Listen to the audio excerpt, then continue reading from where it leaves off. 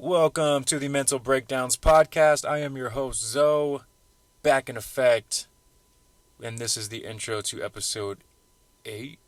8. I should have looked before, but I'm pretty sure it's 8. Episode 8 or 9. One of those. This episode is on self-care, and it is just me. It's basically just a little check-in. I'm still doing a lot of settling, I guess you could say.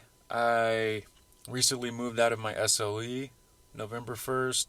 I'm still learning the ways and getting used to the schedule of a new job that I got and I really like.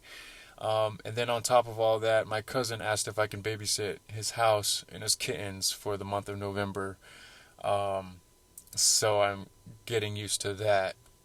And last Thursday, when it was time to record, or last Wednesday, getting close to Thursday, I just came to the decision that I need to pump the brakes and chill out. Because I was trying to be Oprah, and just by doing the mostest and doing everything, and oh, look how busy I am, because this American culture just loves the busyness. I don't know what else to call it. Get in the bag, getting your shmoney, getting the loot, whatever you want to call it.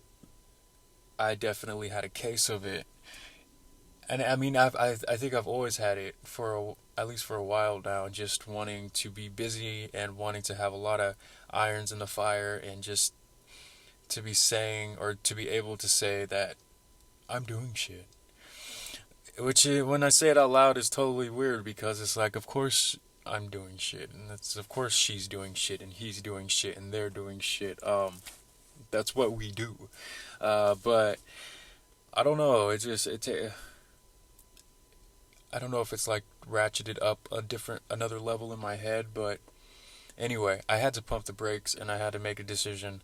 You know what? The podcast will survive if I miss a week or two. It's almost going on 2 weeks, but the podcast will survive if I miss a week. The world will survive if I miss a week. Everything will be fine. And I really wrestled with that decision, but ultimately I made it. I made the decision to just take a chill pill, take a week off, settle down, and get back into action later. So here we are, and that's how I came up with the topic for this week, which is also still a little just a check-in, not a full-blown episode, but just a little check-in to let people know that I'm alive. The podcast is still going strong, and yeah, all that good stuff. Same thing, nothing changed. Anyway, all right, without further ado, I bring you myself on episode 8 or 9 with the topic of self-care, or hashtag self-care, or just self-care. Enjoy.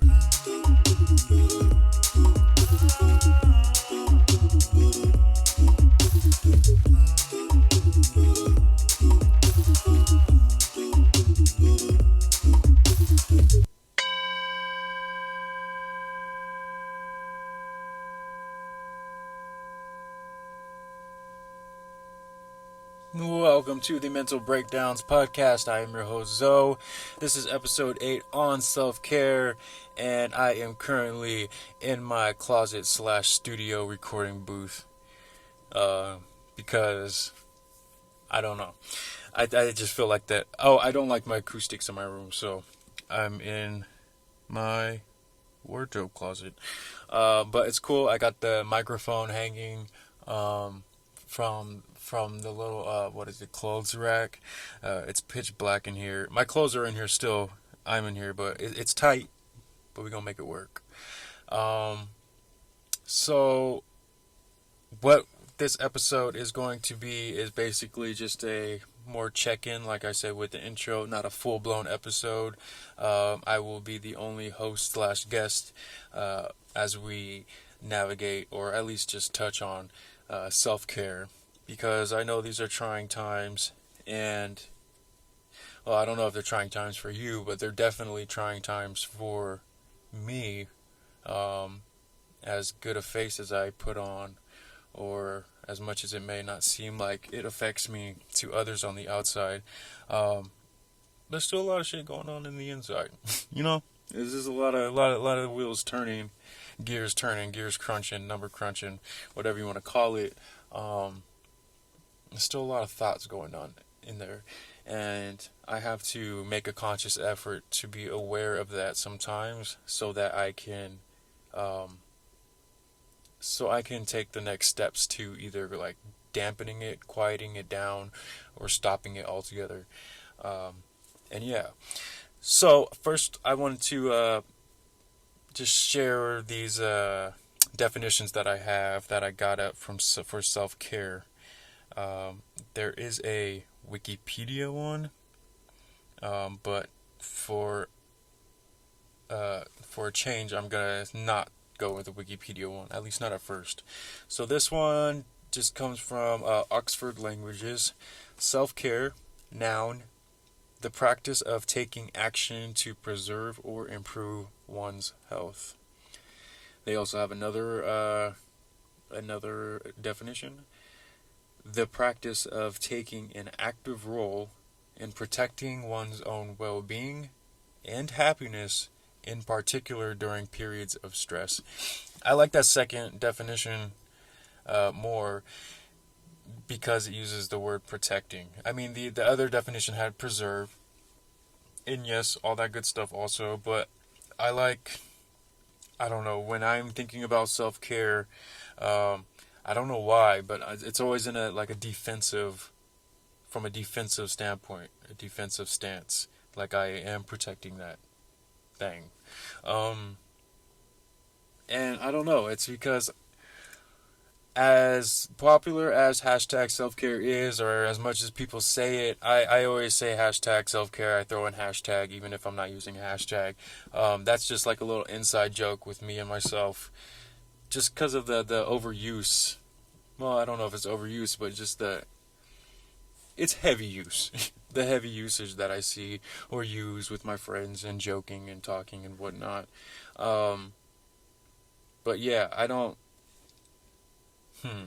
Yeah, as much as I feel like I see self care being used all the time, I guess not everybody gets it or understands it or practices it because I feel like whether it be work situations or situations with friends or whatnot, I feel like I still have to explain myself when I don't want to work a graveyard shift and then come into work the next day, like 5 hours later. I still have to break it down why, for me, it is of the utmost importance that I get my sleep so that it does not start the domino chain that is self destruction, at least in regards to myself. Um, yeah, so I don't know. I feel like it's popular on one hand, the term, but in others, I'm like, you don't, I need sleep. You might not need sleep. I need sleep.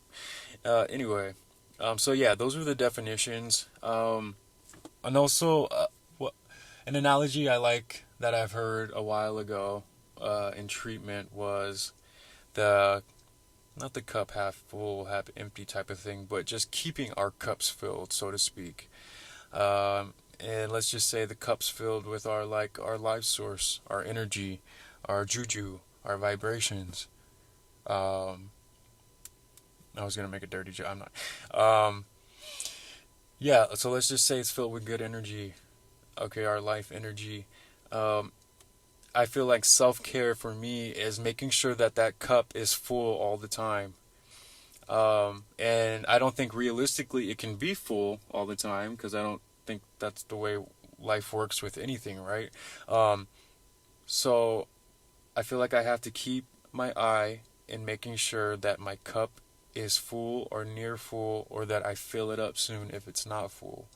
But the kicker, what I really liked about this analogy when I heard it last year was keep your cup filled, and whatever overfills, right? Whatever spilling over, whatever life energy is just extra and abundant and just, I don't know what to do with this, that is the energy, the love, the vibrations, the juju, the you that you give to other people that need your help or that need my help.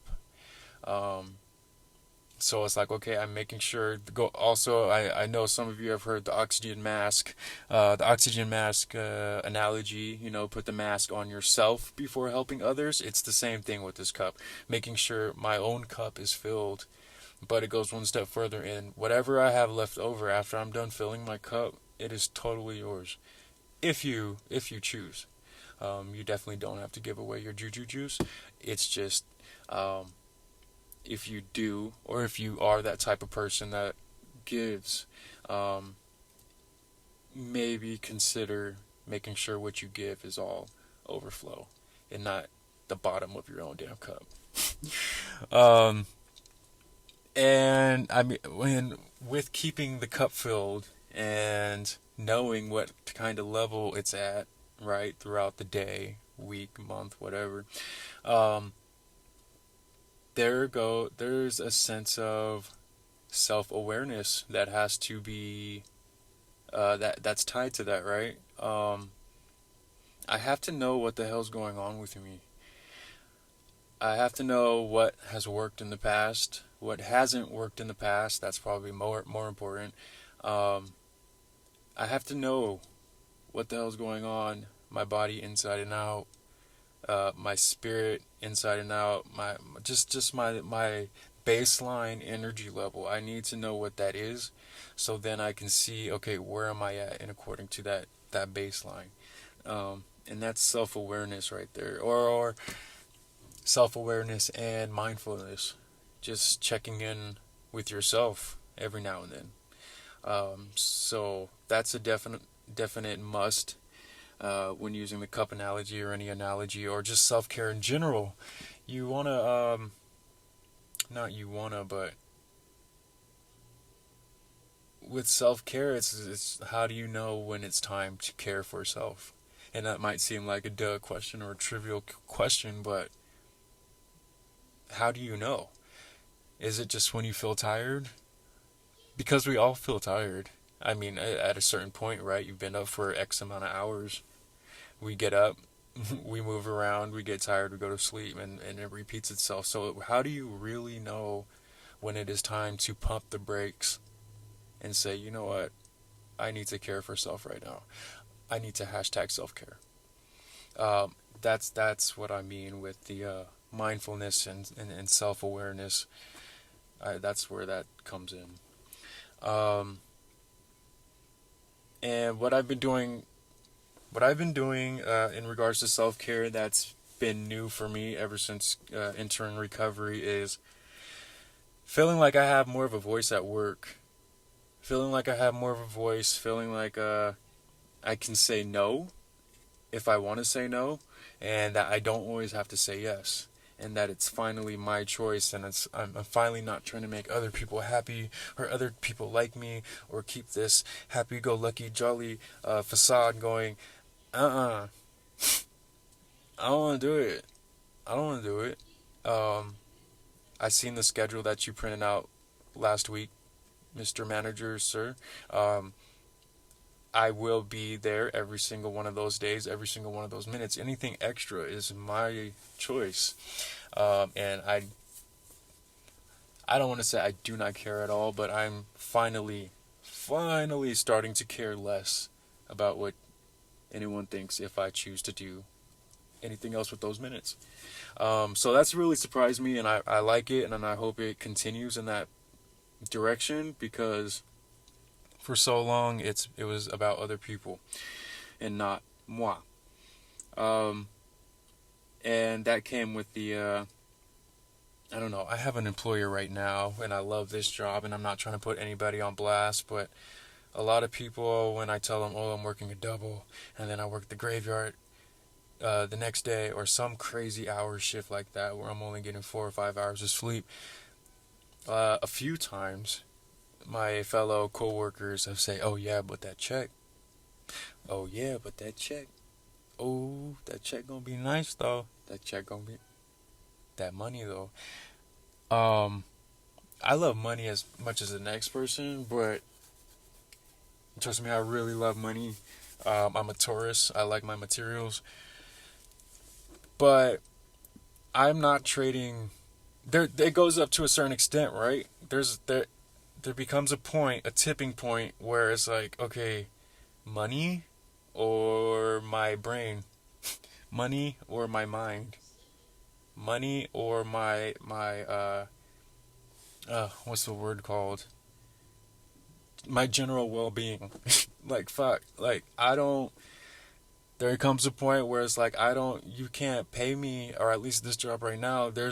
Y'all ain't paying me enough to miss this much goddamn sleep.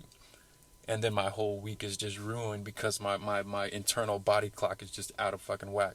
My circadian clock. You got me fucked up. Anyway, sorry, I went on a little rant there, but I think that also falls under self-care. Being able to say, no, I'm not doing that. Thank you very much for asking, but with respect, no. And then I just wanted to warn about, it's literally called SAD, SAD. I don't know if you guys have heard of it. It's called Seasonal Affective Disorder. And I'm not going in depth with this disorder right now, but I just wanted to do a brief overview. Seasonal Affective Disorder, also known as SAD, is a type of depression that's related to changes in seasons. SAD begins and ends at about the same times every year. If you're like most people with SAD, your symptoms start in the fall and continue in the winter months, sapping your energy, making you feel moody. Less often, SAD causes depression in the spring or early summer. I did not know that part. Treatment for SAD may include light therapy, which is like literal lights, like those sun lamps where they like gently glow to match the sunlight, like if you live in Seattle or something. Treatment for SAD may include light therapy, medications, and psychotherapy. Don't brush off that yearly feeling as simply a case of the winter blues or seasonal funk that you have to tough out on your own. Take steps to keep your mood and motivation steady throughout the year. So yeah, I just wanted to throw that in there, that it is getting darker soon, and it's getting colder. Well, maybe not everywhere, but at least up here in the Bay Area it is. So just another thing to watch out for, and keeping that self-awareness sharp, keeping that mindfulness consistent, and knowing when enough is enough. So yeah, this is a little snippet or little bullet points from psychcentral.com, and it starts off or ends off with, although self-care means different things to different people, there's a basic checklist that can be followed by all of us. And then it goes with these bullet points. And I think these are just great foundations maybe to start if you're wondering what the hell can I do for self-care that doesn't involve eating an entire pint of Ben & Jerry's ice cream. Create a no list with things you know you don't like or you no longer want to do. Examples might include not checking emails at night, not attending gatherings you don't like, not answering your phone during lunch or dinner. The second one, promote a nutritious, healthy diet, which I think we all might know. I'm definitely lagging in that area.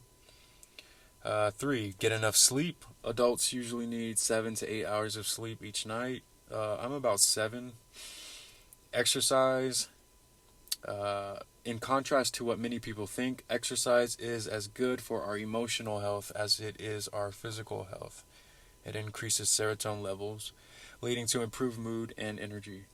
In line with the self-care conditions, what's important is that you choose a form of exercise that you like. Number 4, follow up with medical care. It is not unusual to put off checkups or visits to the doctor. 5, use relaxation exercises and or practice meditation. You can do these exercises at any time of the day. That's why I do yoga, y'all. It's basically stretching. I'm like stretching on the floor and I got my Netflix right there. You can't tell me shit. I'm doing yoga. Watch out, I'm exercising. Where are we? 6. Spend enough time with your loved ones. Loved ones, friends, family, just your community, your tribe in general. Absolutely. 7, do at least one relaxing activity every day, whether it's taking a walk or spending 30 minutes unwinding. Another website that I was looking at for this episode, I didn't include it, but it said instead of just waiting till after work to unwind or let loose, whatever you want to call it, to insert little unwindings throughout your day, throughout your work day, throughout your whatever day. Not waiting for just one period or moment in the day. So I thought that was interesting. I'm going to try doing that. What is it? 8. Do at least one pleasurable activity every day, from going to the cinema to cooking or to meeting with friends. And then the last one, look for opportunities to laugh. Yeah. So that was my little self-care tidbit. Of course, if you are jonesing for any more info, please check it out online. There's actually like a self-care foundation, something international self-care foundation. It's crazy. There's a lot more literature and information than I thought. So anyway, I hope this was in any way somewhat helpful. I'm sorry I didn't get to any questions. I'm still trying to ease out of I'm still trying to slowly get back into the groove of the podcasting thing. So this was just like a toe in the water. And then hopefully next week we will be back with a full-blown episode. Alright guys, please take care of yourselves, take care of one another. I love you, and I will see you hopefully later this week on the Mental Breakdowns podcast. Peace. Where's my fucking...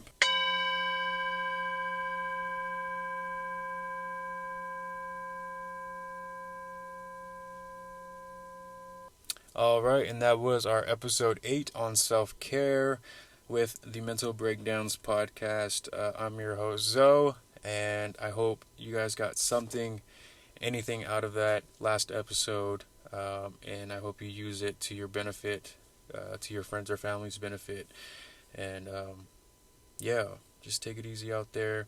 I hope to get a full-blown episode later this week. I don't even want to start to make promises, but I'm feeling a lot more settled, grounded, able to do just that. So we will see. Thanks for sticking around. Thanks for showing me love, support, all that. Right back at you guys. Have a great rest of your week. Peace.